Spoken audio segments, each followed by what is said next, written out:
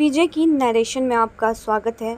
आज हम इस वीडियो में कहानी सुनाएंगे मुंशी प्रेमचंद्र जी की लिखी हुई उपन्यास गबन। बरसात के दिन है, सावन का महीना। आकाश में सुनहरी घटाएं छाई हुई हैं। रह रहकर रिमझिम वर्षा होने लगती है। अभी तीसरा पहर है, पर ऐसा मालूम हो रहा है कि शाम हो गई है। आमों के बाग में झूला पड़ा है। लड़कियां झूल रही हैं और उनकी माताएं भी। दो चार झूल रही हैं तो दो चार झुला भी रही हैं। कोई कजली गाने लगती है तो कोई बारहमासा। इस ऋतु में महिलाओं की बाल स्मृतियां भी जाग उठती हैं। ये फुहारे मानो चिंताओं को हृदय से धो डालती हैं, मानो मुरझाए हुए मन को भी हरा कर देती हैं। सबके दिल उमंगों से भरे हुए हैं। धानी साड़ियों ने प्रकृति की हरियाली से नाता जोड़ा है। इस समय एक बिसाती आकर झूले के पास खड़ा हो गया। उसे देखते ही झूला बंद हो गया। छोटी बड़ी सबों ने आकर उसे घेर लिया। बिसाती ने अचानक संदूक खोला और चमकती दमकती चीजें निकालकर दिखाने लगा। कच्चे मोतियों के गहने थे, कच्चे लैस और गोटे, रंगीन मोजे, खूबसूरत गुड़िया और गुड़ियों के गहने, बच्चों के लट्टू और चुनचुने। किसी ने कुछ चीज ली तो किसी ने कुछ चीज। एक बड़ी बड़ी आंखों वाली बालिका ने वह चीज़ पसंद की जो उन चमकती हुई चीज़ों में सबसे सुंदर थी। वो फिरोजी रंग का एक चंद्रहार था। माँ से बोली, अम्मा मैं ये हार लूँगी। माँ ने बसाती से पूछा, बाबा ये हार कितने का दिया? बसाती ने हार को रुमाल से पोंछते हुए कहा, खरीद तो 20 आने की है, मालकिन जो चाहे दे दे। माता ने कहा, ये तो बड़ा महंगा है, 4 दिन में इसकी चमक दमक जाती रहेगी। बिसाती ने मार्मिक भाव से सिर हिलाकर कहा, बहू जी 4 दिन में तो बिटिया को असली चंद्रहार मिल जाएगा। माता के हृदय पर इन शब्दों ने चोट कर दी। हार ले लिया गया। बालिका के आनंद की कोई सीमा ही नहीं थी। शायद हीरो के हार से भी उसे इतना आनंद ना होता। उसे पहनकर वो सारे गांव में नाचती फिरी। उसके पास जो बाल संपत्ति थी, सबसे मूल्यवान, उसमें सबसे प्रिय यही बिल्लौर का हार था। लड़की का नाम था जल्पा और माता का नाम मानकी। महाशय दीनदयाल प्रयाग के एक छोटे से गांव में रहते थे। वो किसान न थे पर खेती करते थे। वह जमींदार न थे पर जमींदारी करते थे। थानेदार न थे पर थानेदारी करते थे। वह थे जमींदार के मुख्तार। गांव भर में उन्हीं की धाक थी। उनके पास 4 चपरासी थे, एक घोड़ा और कई गाय भैंसे। वेतन कुछ 5 रुपए पाते थे, जो उनके तंबाकू के खर्च को भी काफ़ी ना होता था। उनकी आय के और कौन से मार्ग थे, ये कौन जानता है। जल्पा इन्हीं की लड़की थी। इनकी 3 भाई और थे, पर इस समय वह अकेली थी। उसे कोई पूछता कि तेरे भाई क्या हुए, तो वो बड़ी सरलता से कहती, बड़ी दूर खेलने गए हैं। कहते हैं मुख्तार साहब ने एक गरीब आदमी को इतना पिटवाया था कि वो मर गया था। उसके 3 वर्ष के अंदर तीनों लड़के जाते रहे। तब से बेचारे बहुत संभल कर चलते हैं, फूक फूक कर पाँव रखते हैं। दूध के जले थे, छाछ भी फूक फूक कर पीते थे। माता और पिता के जीवन में और क्या अवलंब। दीनदयाल जब कभी प्रयाग जाते तो जल्पा के लिए कोई ना कोई आभूषण जरूर लाते। उनकी व्यवहारिक बुद्धि में यह विचार ही नहीं आता कि जल्पा किसी और चीज़ से अधिक प्रसन्न हो सकती है। गुड़िया और खिलौने वह व्यर्थ समझते थे, इसीलिए जल्पा आभूषणों से ही खेलती थी। यही उसके खिलौने थे। वो बिल्लौर का हार जो उसने बिसाती से लिया था, अब उसका सबसे प्यारा खिलौना था। असली हार की अभिलाषा अभी उसके मन में उदय नहीं हुई थी। गांव में कोई उत्सव होता या कोई त्योहार पड़ता तो वो उसी हार को पहनती। कोई दूसरा गहना उसकी आंखों में जचता ही न था। एक दिन दीनदयाल लौटे तो मानकी के लिए चंद्रहार लाए। मानकी की यह साथ बहुत दिनों से थी। वह हार पाकर मुग्ध हो गई। जल्पा को अब अपना हार अच्छा न लगता। पिता से बोली, बाबूजी मुझे भी ऐसा हार ला दीजिए। दीनदयाल ने मुस्कुराकर कहा, ला दूंगा बेटी। कब ला दीजिएगा? बहुत जल्द। बाप के शब्दों से जल्पा का मन न भरा। उसने माता से जाकर कहा, अम्मा जी मुझे भी अपना हार बनवा दो। माँ बोली, वो तो बहुत रुपए में बनेगा बेटी। जल्पा बोली, तुमने अपने लिए बनवाया है, मेरे लिए क्यों नहीं बनवाती? माँ ने मुस्कुरा कर कहा, तेरे लिए तेरी ससुराल से आएगा। यह हार 600 में बना था। इतने रुपए जमा कर लेना दीनदयाल के लिए आसान न था। ऐसे कौन बड़े ओहदेदार थे। बरसों में कहीं यह हार बनने की नौबत आई थी। जीवन में कभी इतने रुपए आएंगे, इसमें उन्हें संदेह था। जल्पा लजाकर भाग गई, पर यह शब्द उसके हृदय में अंकित हो गए। ससुराल उसके लिए अब उतनी भयंकर नहीं थी। ससुराल से चंद्रहार आएगा, वहाँ के लोग उसे माता पिता से अधिक प्यार करेंगे। तभी तो जो चीज़ ये लोग नहीं बनवा सकते वो वहाँ से आएगी। लेकिन ससुराल से ना आए तो उसके सामने 3 लड़कियों के विवाह हो चुके थे। किसी की ससुराल से चंद्रहार ना आया था। कहीं उसकी ससुराल से भी नहीं आया तो उसने सोचा, क्या माता जी अपना हार मुझे दे देगी? अवश्य दे देगी। इस तरह हंसते खेलते 7 वर्ष कट गए और वो दिन भी आ गया जब उसकी चिर संचित अभिलाषा पूरी होगी। मुंशी दीनदयाल की जान पहचान के आदमी में एक महाशय दयानाथ थे। बड़े ही सज्जन और सहृदय। कचहरी में नौकर थे और 50 रुपये वेतन पाते थे। दीनदयाल अदालत के कीड़े थे। दयानाथ को उनसे सैकड़ों बार काम पड़ चुका था। चाहते तो हजारों वसूल करते, पर कभी 1 पैसे के भी रवादार न हुए थे। कुछ दीनदयाल के साथ ही उनका यह सुलूक न था, यह उनका स्वभाव था। यह बात भी न थी कि वह बहुत ऊंचे आदर्श के आदमी हो, पर रिश्वत को हराम समझते थे। शायद इसीलिए कि वह अपनी आंखों से इसके कुफल देख चुके थे। किसी को जेल जाते देखा था, किसी को संतान से हाथ धोते, किसी को कुव्यसनों के पंजे में फंसते। ऐसे उन्हें कोई मिसाल न मिलती थी जिसने रिश्वत लेकर चैन किया हो। उनकी यह दृढ़ धारणा हो गई थी कि हराम की कमाई हराम में ही जाती है। यह बात वो कभी नहीं भूलते। इस जमाने में 50 रुपए की भुगत ही क्या, 5 आदमियों का पालन बड़ी मुश्किल से होता था। लड़के कपड़ों को तरसते, स्त्री गहनों को तरसती, पर दयानाथ विचलित न होते थे। बड़ा लड़का 2 ही महीने तो कॉलेज में रहने के बाद पढ़ना छोड़ बैठा। पिता ने साफ कह दिया था, मैं तुम्हारी डिग्री के लिए सबको भूखा और नंगा नहीं रख सकता।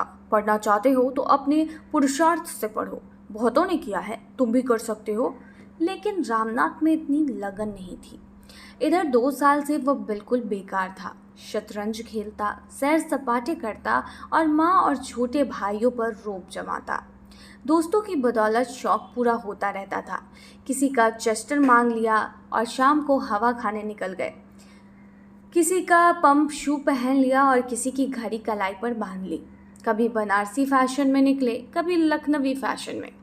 10 मित्रों ने एक एक कपड़ा बनवा लिया तो 10 सूट बदलने का साधन हो गया। सहकारिता का यह बिल्कुल नया उपयोग था। इसी युवक को दीनदयाल ने जल्पा के लिए पसंद किया था। उनके पास न तो रुपए थे और न ही एक नए परिवार का भार उठाने की हिम्मत। पर जागेश्वरी ने त्रियाहट से काम लिया और इस शक्ति के सामने पुरुष को झुकना पड़ा। जागेश्वरी वर्षों से पुत्र वधू के लिए तड़प रही थी। जो उसके सामने बहुएं बनकर आईं, वे आज पोते खिला रही हैं। फिर उस दुखिया को कैसे धैर्य होता? वो कुछ निराशा हो चली थी। ईश्वर से मनाती थी कि कहीं से बात आए। दीनदयाल ने संदेश भेजा तो उसको आंखें से मिल गई। अगर कहीं यह शिकार हाथ से निकल गया तो फिर ना जाने कितने दिनों और राह देखनी पड़े। कोई यहाँ क्यों आने लगा? न धन ही है न जायदाद। लड़कों पर कौन रिझता है?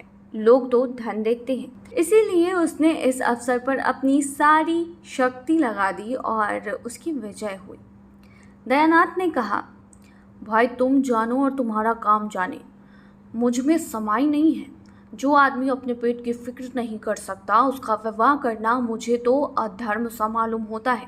रुपए की भी तो फिक्र है। 1000 तो टिमटाम के लिए चाहिए, जोड़े और गहनों के लिए अलग। ना बाबा, वो बोझ मेरे मान का नहीं। जागेश्वरी पर इन दलीलों का कोई असर न हुआ। बोली, वह भी तो कुछ देगा, मैं उससे मांगने तो जाऊंगी नहीं। तुम्हारे मांगने की जरूरत न पड़ेगी, वह खुद ही देंगे। लड़की के ब्याह में पैसे का मुंह कोई नहीं देता। हाँ, मकदूर चाहिए। सो दीनदयाल पोढ़े आदमी हैं और फिर यही एक संतान है, बचाकर रखेंगे तो किसके लिए? दयानाथ को अब कोई और बात ना सूझी, केवल यही कहा, वह चाहे लाख दे दे चाहे 1 न दे, मैं ना कहूँगा कि दो, ना कहूँगा कि मत दो। कर्ज मैं लेना नहीं चाहता और लूँ तो दूंगा किसके घर से? जागेश्वरी ने इस बाधा को मानो हवा में उड़ाकर कहा। मुझे तो विश्वास है कि टीके में 1,000 से कम ना देंगे। तुम्हारे टिमटाम के लिए इतने बहुत है। गहनों का प्रबंध किसी सराफ से कर लेना। टीके में 1,000 देंगे तो क्या द्वार पर 1,000 भी ना देंगे? वही रुपए शराफ को दे देना। 200-400 बाकी रहे, वो धीरे धीरे चुक जाएंगे। बच्चा के लिए कोई ना कोई द्वार खुलेगा ही। दयानाथ ने उपेक्षा भाव से कहा, खुल चुका। जिसे शतरंज और सैर सपाटे से फुर्सत न मिले उसे सभी द्वार बंद मिलेंगे। जागेश्वरी को अपने विवाह की बात याद आई। दयानाथ भी तो गुलछर्रे उड़ाते थे, लेकिन उसके आते ही उन्हें 4 पैसे कमाने की फिक्र कैसे सिर पर सवार हो गई थी। साल भर भी ना बीतने पाया था कि नौकर हो गए। बोली, बहू आ जाएगी तो उसकी आंखें भी खुलेंगी, देख लेना। अपनी बात को याद करो, जब तक गले में जुआ नहीं पड़ा है तभी तक यह कुलेल है। जुआ पड़ा और सारा नशा हिरन हुआ। निकम्मों को राह पर लाने का इससे बढ़कर और कोई उपाय नहीं है। जब दयानंद परास्त हो जाते तो अखबार पढ़ने लगते। अपनी हार को छिपाने का उनके पास यही साधन था।